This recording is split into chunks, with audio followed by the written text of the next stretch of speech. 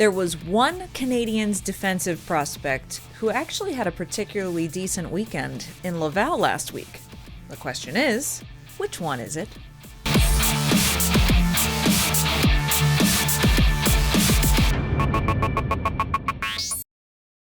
And also, what did Brandon Gignac do to earn his 2-year NHL contract with the Canadiens? We're going to answer that today as well. But first, did Laval further solidify their playoff position this past week? Laval had 3 games at home last week.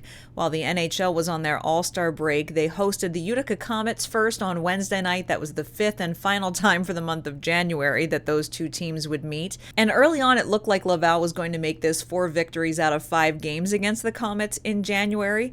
They got up to a 2-0 lead early, but ended up giving up that lead and having 2 power play goals scored against them in the third period, the last of which was scored with just about 39 seconds left on the clock, and that was the game winner for Utica to beat the Laval Rocket 4-3. Friday and Saturday brought the Rochester Americans to town. You recall the week before that, Rochester had absolutely put up a dominant effort against Laval in Rochester. Well, this time on Friday night, it was Laval's turn to repay that favor, and Laval was the one who cruised to an easy 6-2 victory over the Rochester Americans. The Rocket were the ones who looked dominant on this night. Former Canadiens goaltending prospect Dustin Tokarski was in net for Rochester, and he had an okay night, but the Rocket obviously seemed to have solved him on this occasion, and it was an important 2 points for them to get against the Rochester Americans. However, the two teams turned around and met again on Saturday afternoon for a 3 o'clock matinee, and this time Laval just simply looked lost. They could not seem to get anything going whatsoever, and Rochester took full advantage of that. Laval was only able to put up 1 goal on the board, and it was Devin Levi who was in net and a little bit stronger for the Rochester Americans than Tokarski had been the night prior, and Rochester came out with a 3-1 victory on Saturday afternoon. Now, Lucas Candata had been returned to Laval from Montreal for the week, so he was back in the lineup.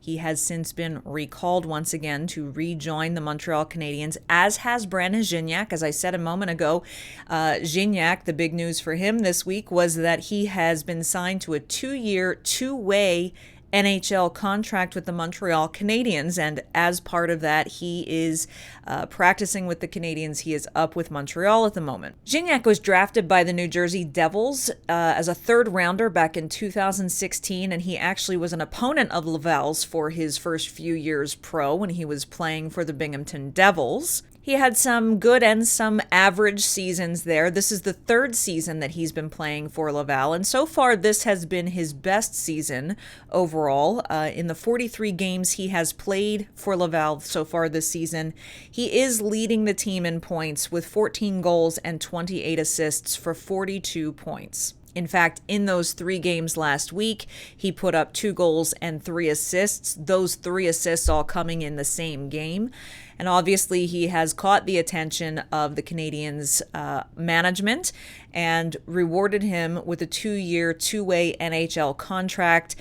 I expect him to mostly remain in the AHL. I think they're looking at him as potentially a good call-up option should the need arise because of injuries. Now, I know I told you that there was a Habs defensive prospect who had a particularly good weekend, and we are going to talk about that in just a moment. But first, I want to get to that question of, has Laval further solidified their playoff position this past weekend? And that takes a little bit of examining. If you recall last week, I said that the Laval Rocket really needed to win at least 2 of their 3 games last week, and unfortunately, they only won 1, and they lost both of the others in regulation, which means they only took 2 of 6 available points last week, all against North Division opponents. That leaves their record currently at 19-18, 4-2.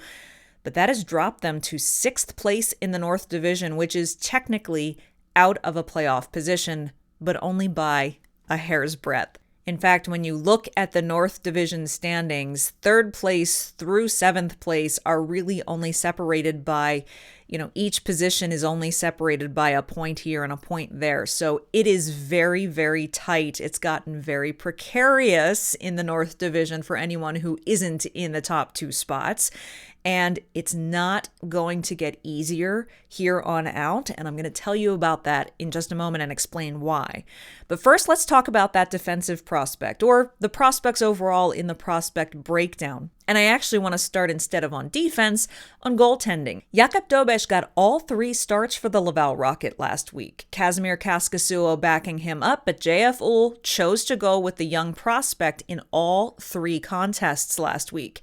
Now, yes, the team only won 1 of those 3 games, but Dobeš actually looked pretty confident in the crease, and I think it was a good idea for them to start to just really tap him over and over, logging big minutes of ice time. In fact, his average save percentage over those 3 games last week was a .917, which isn't too shabby. Okay. So, again, I promised you that there was a Habs defenseman who performed particularly well last weekend. There's actually 2. I'm going to give some props to Logan Mailloux simply because he participated in the AHL All-Star game this past weekend. He had a couple of events in the skills competition, and then he represented the North Division in the All-Star game on Monday night. They did not ultimately make it to the final to compete for the championship in the All-Star game, but in the round-robin tournament period where the North Division played against the Central Division, it was Logan Mailloux who scored the game-tying goal to send that match to a shootout. But the defensive prospect who I felt had a strong weekend for the Laval Rocket was Justin Barron. Essentially, my take on Justin Barron finding himself back in the AHL after almost a year in the NHL, to me, is likened similarly to what they did with Arber Xhekaj, that there's obviously some small details of his game that they want him to work on. And despite the fact that Laval didn't have a strong weekend overall as a team, Justin Barron, in particular on Friday night, had a really standout performance. In fact, he had a 3-point night, scoring a goal and adding 2 assists. At times on Saturday afternoon, when JFO was really trying to spark something with his team that was struggling to get any footing against the Rochester Americans, there were times that Barron found himself up on the top pairing with Logan Mailloux, and I really liked seeing the 2 of them together. I think that Barron and Mailloux could be a very good pairing, just like Xhekaj and Mailloux was. For those reasons, Justin Barron is my standout star for this week. He seems to be just kind of putting his head down and doing the work and doing what he can to get a recall back to the NHL again. Okay, so I said it wasn't going to get easier for the Laval Rocket from here out, and here is why. It all starts with this week. February is a daunting month for the Laval Rocket, and anyone in the North Division for that matter, because of how tightly packed positions 3 through 7 are in the North Division. The Laval Rocket play 2 games this week. Both of them are on the road. In fact, these 2 games kick off a 5-game road trip for Laval, which already kind of stacks the odds against them because they have struggled mightily on the road so far this season. And these 2 games that they're playing this week are against the Toronto Marlies. The Marlies have had a pretty strong season. They are sitting in 3rd place right now, chasing down the Syracuse Crunch for 2nd. However, they're only 2 points ahead of the Laval Rocket. So both of these teams are going to be fighting tooth and nail to get any points available to them this week. And keep in mind, this is Kazimierz Kaskisuo's former team. When he did spend time in the AHL, it was with the Toronto Marlies. So he is well acquainted with this organization, with the building that they're going to be in. This is going to be an interesting scenario to see how JF deploys his goaltenders. What else is making things difficult for Laval starting this week? Well, they're going to be down 2 forwards. As I said, Brandon Gignac and Lucas Candara are both recalled to the Montreal Canadiens. JFL relies on those 2 forwards quite a bit, and so it's going to be a big task and big shoes for some of the younger forwards on the team to step up and take their place. And we've had these 2 call-ups now with Sean Monahan being traded. As we continue to progress through this month and as we get closer to the trade deadline, Kent Hughes might make some more moves, which could create more holes on the NHL roster, which could create more opportunities for the younger prospects to get either called up or step up into a bigger role with more responsibility. And I talked about how Justin Barron seems to be trying to make those strides to get back to the NHL. Will there be room for him up there?